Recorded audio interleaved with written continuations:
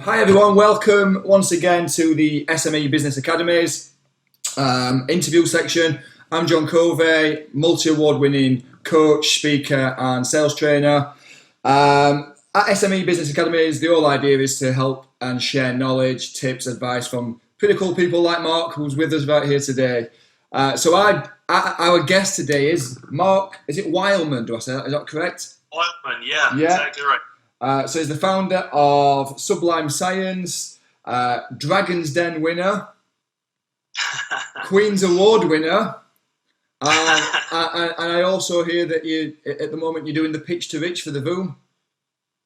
Yeah, that just involved in that right now. Yeah. Fantastic, wicked. So before we start, if you haven't done so, not yourself, Marc, but anyone who's watching this right now, somewhere up here right now there will be a little subscribe button. So please do feel free to subscribe to the SME Business Academy's interviews for more fantastic stuff like this from Marc right now. So I suppose before we continue, Marc, tell us a little bit about you. Okay, that old the dreaded self-aggrandizement. I started my business when I was 22 years old with a loan from the Prince's Trust of a whopping £1,750, 8 years just about, and a fairly comically ridiculous amount of hard work later. Some of the stuff you mentioned, winning Dragon's Den, winning a Queen's Award, won a Great British Entrepreneur Award, took Sublime Science from like an idea in my mind to a national company, published a book, gave away 100,000 free copies of a book called Don't Eat Your Slime, which is a fun science experiment book for primary school children to do awesome experiments with stuff they've already got. And along the way, with all that stuff combined, we've made science awesome for 500,000 children, which is pretty cool. Wonderful. So I forgot to mention that I did actually have it down on my notes that you're an author as well, so I apologise for not including that there. That's all right. I'm an author of children's science experiment books, so it's super cool. It's what I'm passionate about. It's what Sublime Science is passionate about. It's I think authorship's a great way to just get your ideas out into the world. So it's just about communicating your own passion, really. Yeah, and 100,000 copies, did you say? 100,000 free copies of that book. We have a second book called The Most Incredible Science Experiment Book Ever. I do like a cheesy, amusing title for children's books, and I think we've sold about 20,000 copies of that over the years. So that's amazing. Yeah, thanks. Well done. Seriously, that's amazing. Absolutely amazing. So I suppose before we get into any real questions, let's tell us about Dragon's Den. Is it as gruesome as it looks on the TV, or is that a lot of that for show? No, well, it is a lot for show, but it's probably more gruesome, I would say. If anything, it is literally probably the most petrifying thing I've ever done, actually. So it's one of those. It's not necessarily universally a good idea to do. Obviously, the show's set up. Obviously, I'm sure everyone's probably seen Dragon's Den. I've watched it off and on I went on that last year. So in 2015, my episode aired right at the end of 2015. And that show's been going for 13 years at this point, way. Unbelievably. 13 seasons. And I've been watching it, like most people, like who are kind of interested in business or entrepreneurship. Like I'm 30 now. So yeah, 13 years ago, I was about 17. I was kind of just finished my GCSEs when that show started, Yeah. And just kind of been watching, always found it quite inspirational, quite an inspiring thing, like just cool to see different business ideas and how some really cool business minds analyze ideas, and found it super valuable. Decided to give it a shot. Obviously for me, it went really, really well in that 4 of the dragons wanted to invest. They offered investment at the equity I asked for. It got viewed by, I think it was 3.2 million people live, and then obviously with the internet and stuff of that nature, it gets viewed ongoing. It just went out in South Africa, I know, about 2 weeks ago, because we got a massive surge in web traffic from South Africa, which surprised me. We got all these emails being like, "Can you come to South Africa?" And I was just like, maybe, but probably not, not just on a whim. And that, it must have aired there. So it will slowly air. Literally, the rights get kind of sold on, so it'll meander around the planet slowly, which is a very cool thing, really. Absolutely. I mean, it's amazing, and I mean the fact that you was on there and you went on to win it, and you won over all 4 judges. Yeah, well, four or five, so 80%, I guess. Is that? Yeah. Never do maths on camera, they say, don't they? Fantastic. No, that's a wonderful. And so right now you're in the middle of the pitch to Rich, the VOOM. Well, the VOOM is going. We found out, that's a bit of a downer for an interview, we found out yesterday that we did not get that one. Oh, right. So we're not going to win that. But to be honest, it's kind of good to start things off with a bit of failure, really. It catches up for all the previous like self-aggrandizement and whatnot from me, not from you. But I think it's good to, like I'm in that camp of people that really just think that failing regularly is like a very good, natural, healthy thing. Like if you're not failing pretty regularly, you're just doing easy stuff. Yeah, you're not trying anything new. The balance, of course, don't get me wrong. No one wants to go. No one wants to go fail at 57 things at once and get all demoralised, of course. But I think with things like that, gave a really good pitch, got some good feedback, got some great exposure, met a bunch of cool people. We booked some stuff out of it. We broke a Guinness World Record, which is super cool.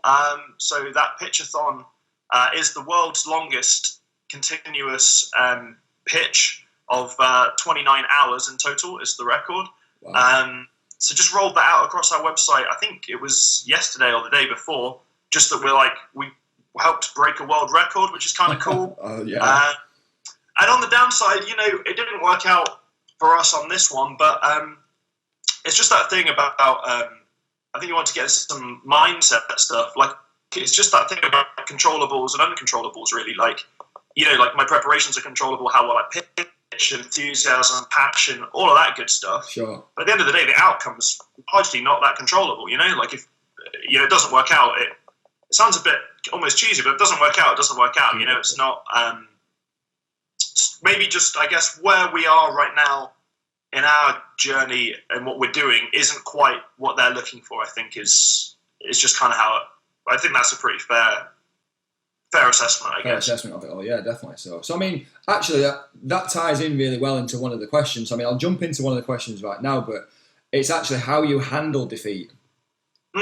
So yeah, I think it's a super valuable, possibly even like the most valuable topic, I suppose, because there's this thing, like obviously Sublime Science, we make science fun for kids, right? So I work with thousands and thousands or 500,000 children ever, not just me, but I've obviously worked with certainly multiple hundreds of thousands of children personally ever, like a lot of kids. And there's this culture now of like trying to tell people that failure is not real, like that you didn't fail. And it's obviously a little bit ridiculous because, obviously I just definitely like to look at it in a very different way to that, in that obviously failure is actually real. Results are real things, they do matter, but then what you make of them, I think, is your personal decision. Like how you interpret that result is obviously largely up to you, and what you do with it. I mean, I think it's sort of win or, like, literally, it's a bit American maybe, but win or lose, victory or defeat. I think it's really just about analysing what you're doing, learning from it, growing from it, improving yourself, your business, your capacity to help other people and all of that stuff, and just moving forward. And if you're doing that, I mean, I just really wouldn't get too cut up on it. I think in England, there's something about England where we're way, way, way harsher on ourselves in the regard to failure specifically than certainly our American friends. Totally. And probably like most countries in the world, I think failing in England is seen as this really terrible thing. But it depends on how manageable it is. Like the good example you brought up of Pitch to Rich, it's not like the whole company failed. It's not like anything terrible happened. Like we went at an opportunity at any one time. We're always working on, maybe 10 different kind of crazy, wacky opportunities. And most of them aren't going to work out, if we manage to make 2 or 3 of each 10 come off, that's fantastic and that's brilliant. So getting all cut up in the failure is just almost like ruling yourself out of so much good stuff. So that would be my main thing to take from that. No, and I think that what you said there is so true. And especially with the English culture, how it is, I think that, like you just said, is they look at failure as the end of everything. Yeah. And I remember once reading about, like, in America, you're not taken serious as a business owner until you fail 10 times. Yeah. Yeah. I mean, to be honest, I think it's finding that sweet spot, and I think it is honestly different for each person. Like, I think everyone's got a little bit of a different appetite for, risk tolerance, failure, success, and all of that kind of stuff. And I think it is a real personal thing, but I think it's, for me at least, finding that middle ground is really valuable, where, we shoot for stuff like Dragon's Den or Pitch to Rich and, 20 other things like that, of which it's a minority that work out. But the good thing about the world and how it is people recognize the ones that work way more than the ones that fail. We launch a new product and it fails. We just, fails. We test it out. I mean, I even like to psychologically just label stuff as a test, really. So we test something. If it doesn't test that, great. So we have a new product, new service. We test it out. We find it's okay. Like, it's all right. It's kind of cool, but it's not as good as our other stuff. Sure. We'll just stop doing it, right? And just move on. And, like, to be honest, it's kind of funny how little people will notice when that happens. Yeah. Because in your head, like in my head, as the business owner or as the guy who's come up with that idea, you can be really personally invested in it and think it's, like a super cool idea, and you spend all this time on it. And you'll think like everyone's looking at it, everyone's going to think all this about your idea. But in reality, like, a couple of months go by and, like, no one can even remember what your new service was, like, so it's kind of like a narcissistical thing in a way to get too wrapped up in your own failures. Absolutely. So then you've gone on, so the Dragon's Den, Voom, which has obviously learnt you a lot in that journey, Queen's Award winner. Yeah, that's a pretty cool one. I'm going to, next month, going to Buckingham Palace to meet Her Majesty the Queen. I have actually met Her Majesty the Queen once before, bafflingly, because I got invited to a big fancy thing because we started out with the Prince's Trust and they were doing a celebration of the Prince's Trust. So I met her a couple of months ago, I think it was, maybe about 3 months ago now. But yeah, that's... I guess that's the thing, isn't it? Like, it's just about, I guess, embracing the positivity of the good side and just the failures, like, just literally, I've certainly got a lot better at it, but it's funny now to look back at where my mindset used to be, say 8 years ago, where, I'd take everything so personally. If a customer didn't buy and I'd sent them an email, they just didn't buy. I would think this was like a terrible thing, and like, how dare they not respond to my one email, and obviously the reality is that's a bit of a ridiculous way to look at the world, and they're probably just busy or wanting to do something else or whatever, right? But I think it's cool to see how your own mindset, I guess, evolves over time. Definitely is. So just to jump into, I suppose, some of the questions then. So, I mean, one of the questions I got down right here now is, what is your motivation? That's a good one. My goal, like my big personal sort of goal, or why, if you're being a bit sort of buzzwordy about it, is to make science awesome for 1 million kids. That's my, I guess, like, overriding thing. So over the past few years, I've kind of messed around with a few different, like, mission statements for the company and personal mission statements, and just tried to figure it out. And I've never had too much luck with anything that was kind of more formal. Like, I'd write something a bit formal and I'd read it back and I'd just think, that's not really who I am. That's not really actually true. Yeah. And then with just make science awesome for 1 million kids, I was like, that is actually that's why I do what I do. That's why the company does what it does. So just the fact that it sounds a little bit, it's almost comically simplistic, but I think sometimes the truth can be quite simple in a way. So yeah, that's the big sort of why that motivates me. Fantastic. And what a fantastic why as well.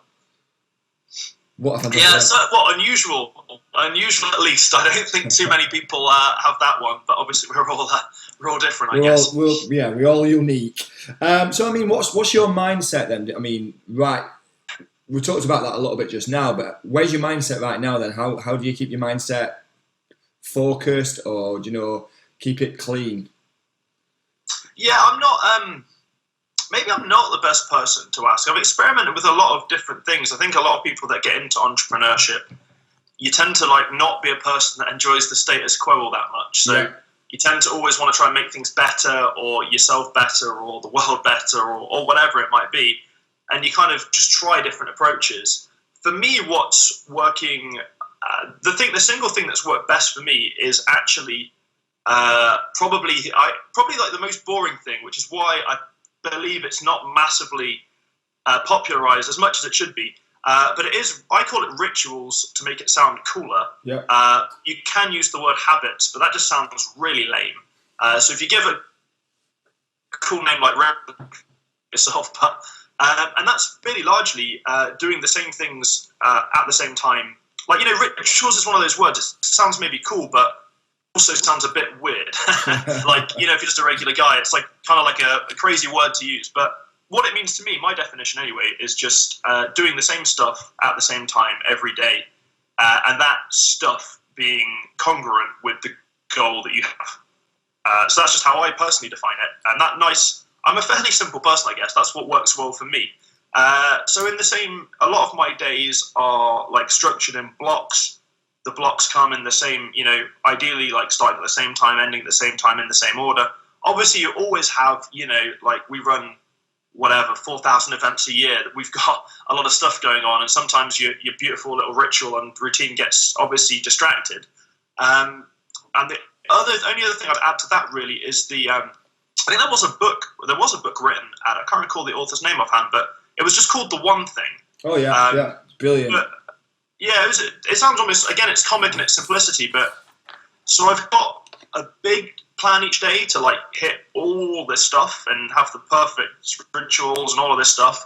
But I like to just start off with like a nice simple, I'm going to wake up at this time, going to have this black coffee, this protein shake, I'm going to hit block 1 and output this task. And as long as I hit those ones, which I nearly always can, because I'll just get up whenever it's required to get those done, whatever happens afterwards, at the end of the day, you have at least knocked off those goals, So, like, obviously, optimally, you're going to done that in a whole day. But on a worst case scenario, if, something crazy happens that you can't control, at least you can look back on it and go, okay, I got those things done. So I think that's more, I guess, a little bit more behavioral than mindset. But I guess they're also kind of linked. Your behavior and your mindset are like all connected, aren't they? They're like, totally. Bi-directionally connection and all that fun stuff. Totally. No, and I mean, I'm a big fan of The One Thing, and actually, I've just pulled it up here. I've got it as an audiobook on my phone. Yeah. So it's actually, what's the guy's name? Is it Gary Keller? That's the one. And Jay Papasan. Okay. Yeah. Yeah, fantastic. Really do love it. And the rituals is perfect. It's something that I kind of instill into everybody that I work with.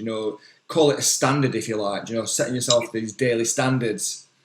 That you must do. I think you have to call it something semi kind of cool. I just think if you call it habits, like it's just the same thing, but you got to try and make it sound cool to make yourself want to do it more, right? Like you got to market to yourself sometimes, Absolutely. So I mean, let's skip back right to the start. Right at the very, you got the check from Prince's Trust. Before you got the check, what made you want to start your own business? Well, I was actually that's a really weird one. I used to live in Australia, so I love science since I was about 8. Is the first age I can specifically remember living science. Just been super excited about it. Literally listening to like George's Marvelous Medicine and like Roald Dahl and stuff like that. And just loving like how stuff worked, why stuff worked. That sort of stuff just like fascinated me as a kid. Literally from primary school, and it never massively left me. Like I've just always had that sort of fascination with stuff. Ended up going all the way up to through uni doing a master's degree in physics. So I actually have a first class master's degree in physics. Right. Of no, almost bizarrely at this point, because we work exclusively at Sublime Science with primary school age children. So obviously it's not it's not master's level physics we're doing anymore at all. So it's very different. But I worked up that passion for science, but then I wasn't really, entirely sure about. I always wanted to start a business. I think like a lot of people kind of do, but I never really had a real definitive idea that I wanted to do. I sort of messed around with a few things at uni. I built a few websites. This was like back in the day when it was, I guess getting a website kind of hard to do. Sure, back in like 2006 or something. Like 10 years ago, getting a website, a lot of people didn't even have one back then, so it was kind of new and it was sort of a bit different. But I was never really passionate about that kind of thing, and I guess the whole thing's evolved a lot since then. But I after graduating, just moved to Australia, literally just to just being young, and didn't know what I wanted to do, so just took that work travel visa, ended up doing loads of different work and travel around Australia, and ended up doing like professional science communication around Australia. So literally driving around in a pickup truck, making science fun in rural areas. Amazing. Yeah, kind of bonkers, really, when you stuff. Just moved back to the UK. The business has ended up being super different, just in terms of like the geography of the country is completely different, and how it all works, and I guess how I like to do stuff is all a bit different. But the premise, I guess, is kind of the same, of just making science fun for kids. Yeah, no, I mean that's.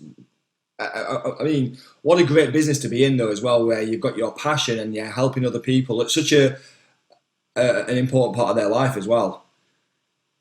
Obviously, starting a business is terrifically tough. It's not. I'm not sure. I do get asked to do sort of motivationally type talks. I'm honestly not sure if I'm that motivational, because I just want to tell people that, I want to let people know, if that's what you want to do, that's fine and that's awesome.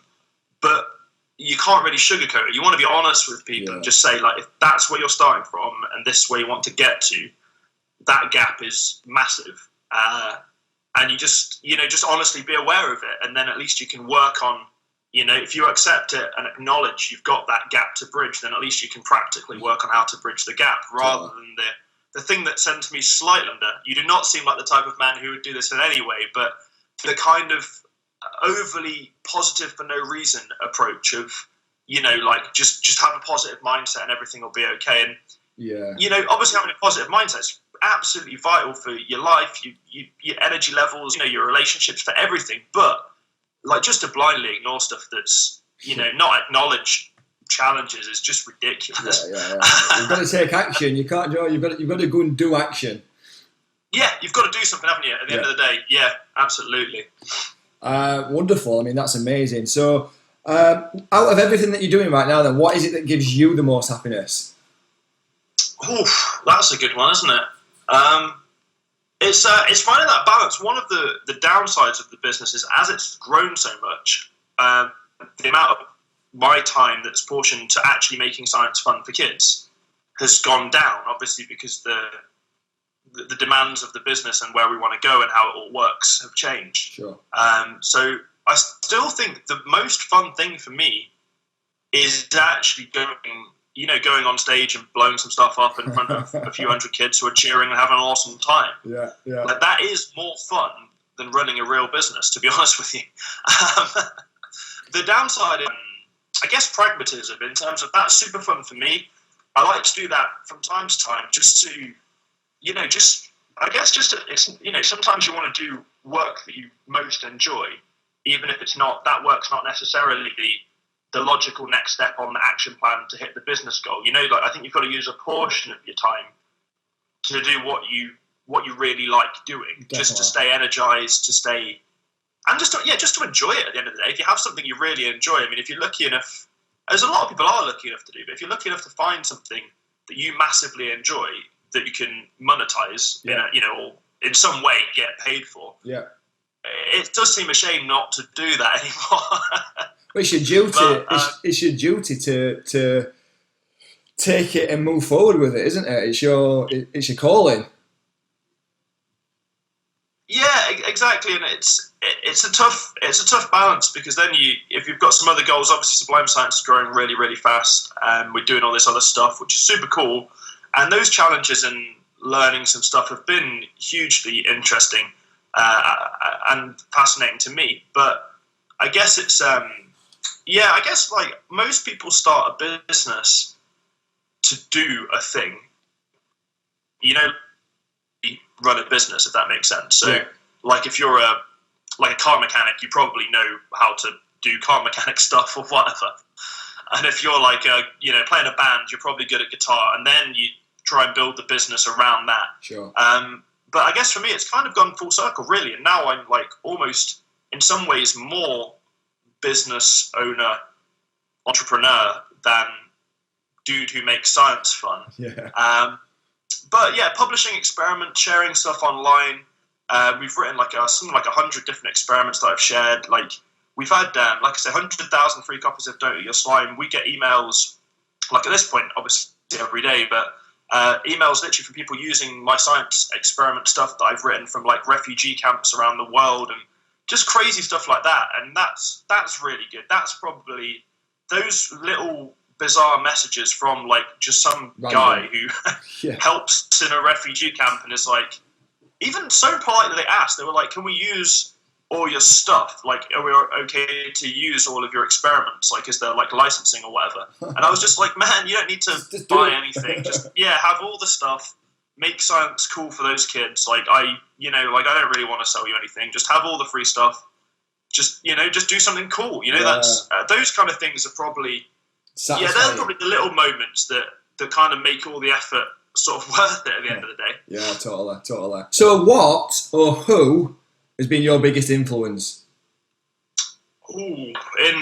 That's a good one, isn't it? You know what? Even though the Pitch to Rich thing didn't work out, from a strictly entrepreneurial standpoint, I'd say Richard Branson's one of those guys that I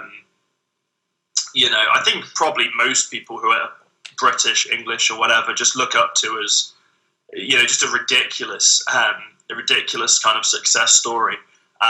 So could say him. I think more than that kind of thing, though, it's sometimes just like parents and personal friends and family, which I know sounds really like under the radar, anti-hypey, and maybe less actionable for people. But I think sometimes it's a bit weird, like to, Richard Branson is obviously one of the most talented guys of his whole generation, and done some crazy stuff.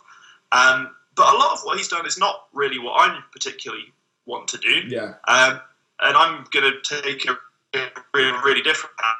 I guess, obviously, I'm likely never going to do 300 billion of sales or whatever, however much stuff that dude sells. But I think it's about, even just personal stuff, like your parents, your family, like people around you who just, I guess for me, it's like I take inspiration in really weird places, in just terms of, like, for me, it's anyone that, I guess, that figures out, what they want to do, a way they can actually help, and then just puts the work in, figures it out, and actually helps. Yeah. Like, anyone doing that, I find super inspirational, whether that's in, like, as a charity or a non-profit or whatever. Like, that kind of stuff, super inspirational to me. Yeah. As much as the big, poster boy of, success or whatever. Definitely, no, absolutely. I mean, that's what it is. Do you read? And if so, what? I do read a lot, actually. Yeah, I stopped reading stupidly, like just one of those things, isn't it? But I came out of university and the whole doing a master's thing, had to read a lot of technical stuff for that physics master's, and it just it made me not want to read. So I stopped reading for a while, and then it's just a habit thing, I suppose. Just fell out of the habit. But these days, I read a lot of businessy type stuff. I find like biographies of people that have just done incredible stuff to be super inspirational. Like that Steve Jobs one by Walter Isaacson, I believe is his name. The Steve Jobs biography was incredible. Yeah. Different. I've read a few of Branson's ones. Just obviously so many different things. Yeah, mainly. I try and actually. I need one of my goals is to actually read some non-business books, you know? It might be cool to actually read a book about something that wasn't like chasing dreams and doing all this cool stuff. It might be nice just to read a book at some point. But yeah, generally just stuff that inspires me, I guess. And it tends to be your pretty standard, it's business success, human psychology, mindset, strategies, tactics, whatever it might be. No, which is all good stuff. Do you know what I mean? We work out, we look after his body. Why not feed and work out his mind? Oh, 100%. It's I think life is it's a cheesy thing to say, isn't it? But I guess maybe that's cool to sort of wrap things up on. But life is way more mental than physical. You know, there's all this stuff that's just going to happen. If we're all honest with ourselves, like a lot of that stuff is not 100% controllable. You control your part in it, and you obviously always have a level of responsibility. There's always things you could have done differently, but there's just some stuff that's just going to happen to you that is uncontrollable. Yeah. But what you do control is your own mindset, your own mentality, and how you respond to it. And I think that's the real kicker, because like whenever you read these biographies, I'm always, like the stuff that happens to some of these guys that, like Richard Branson or whatever, the stuff that happened along the way is just, ridiculous, and I think would have probably stopped 99.99999% of humans from moving forward. But just not that guy, right? And I think that's often, as much as I guess it's nice to believe you're successful because you're smart or whatever, I think a lot of times it just really comes down to that whole resilience stuff, of just dealing with problems, and I guess just acknowledging for what they are in your mind and not letting them swell up in your mind to be more than what they are. And anyone who helps to do that, I think, is super cool and super valuable. Definitely, I 100% agree. Don't look at it worse than it is, but look at it how it is. Yeah. Fantastic. Any top tips for startup or growing businesses or aspiring entrepreneurs? Who knows? Just the practical stuff, I guess, of like, literally what you just said. Like, it's called, I guess, pragmatic thinking. Like, look at stuff, like try and really, and maybe oftentimes you have to get help from, from sort of trusted friends and other business owners, coaches, mentors, whatever it might be, to really try and accurately say, okay, this is how this is actually going. Not getting too pumped up when you're like, in entrepreneurship, I guess you can think, one day you think you're like the baddest guy in the world and you're untouchable and like you're going to crush and all this stuff. And then 2 days later, you can let your mind run away with you and think, you don't know what you're doing and it's the biggest mistake of your life and all of this stuff. And I think neither of those things are generally true. Like most people live massively more in the middle. And sometimes getting some, getting a bit of support, I guess. Why not go for that? Getting a bit of support, because I think in the UK, again, we're not too big on getting support. And I think as men, even to make it sexist, I think as men, we're definitely worse at looking for any type of support. There's a lot of, I guess, a belief system that you're a dude. you can have it all handled. You can handle it, yeah, totally. The very, very last question is there any software or apps that you use for your business that you just couldn't live without? Software. I would say Google apps for business. The Google suite of stuff, so mail, calendars, all that nonsense is good.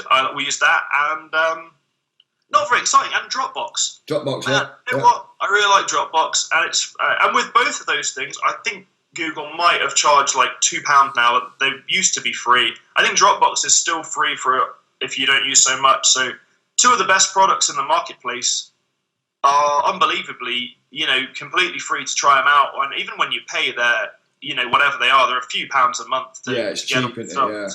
It's nonsense, really. They've hired all these rocket scientist level geniuses to build these products for us, and then they sell them for like $5 or something. It's pretty mind-boggling stuff.